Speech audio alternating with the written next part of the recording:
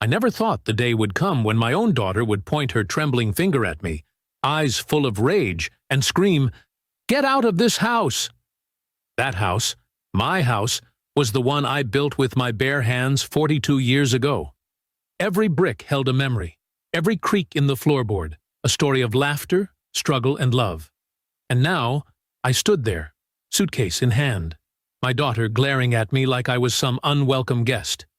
I'm Harold Miller, 73 years old, widower, retired carpenter, and up until that moment, a proud father. But let me tell you something. When life slaps you in the face, sometimes you've got to slap back. After my wife, Linda, passed away 3 years ago, the house felt too quiet. My daughter, Rachel, insisted I move in with her and her husband, Mark. "Dad, you shouldn't be alone," she said sweetly, her hand on my shoulder. "We'll take care of you." I hesitated. Mark and I never saw eye to eye. He was one of those men who thought his paycheck made him the king of the world. But I missed my daughter, so I agreed. Big mistake. For the first few months, things were fine.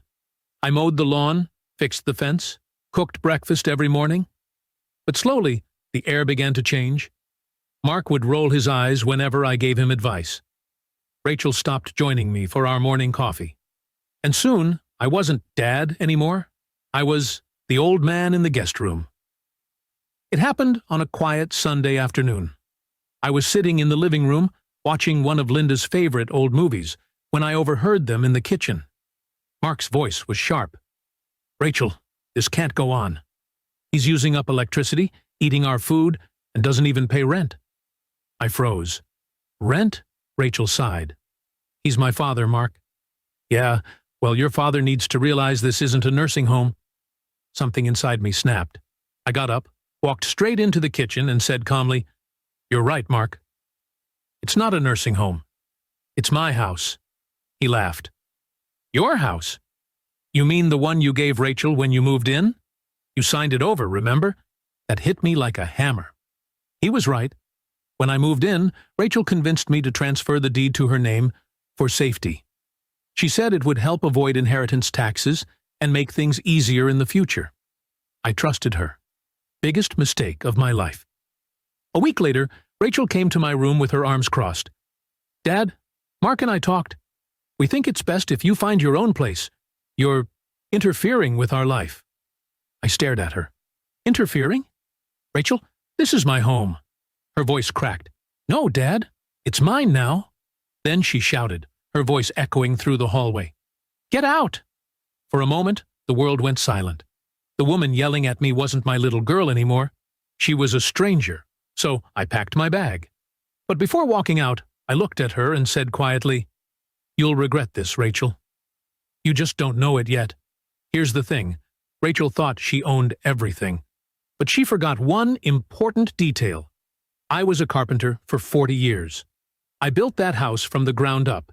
And when you build something, you know every nail, every beam, every corner. And I knew a secret she didn't. When Linda and I built the house, we bought 2 adjacent lots. One in my name, one in hers. When Linda passed, her lot came to me. Rachel didn't even know it existed. It wasn't listed in the main deed because it was under a separate title. So while they lived in their house, they were also unknowingly living on my land. And you can't own a house without owning the ground beneath it. Over the next few weeks, I stayed with an old friend, Paul. He was a retired real estate agent, and when I told him my story, he grinned. "Harold," he said, "you may have lost your daughter's heart, but you still own her floor." With Paul's help, I put the land up for sale. Quietly. Legally. Since the house was technically sitting on my property, the buyer would have full rights to it. 3 months later, a construction company made me an offer I couldn't refuse. I signed the papers. A week later, Rachel and Mark received a notice. Property sold. New ownership transfer in effect. Please vacate within 30 days. I heard Rachel called me 30 times that day. I didn't answer a single one. When I finally did see her, she came to Paul's house, tears streaming down her face.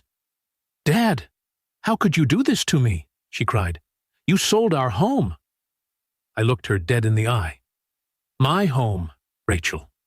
The same one you kicked me out of. Mark stood behind her, pale and furious.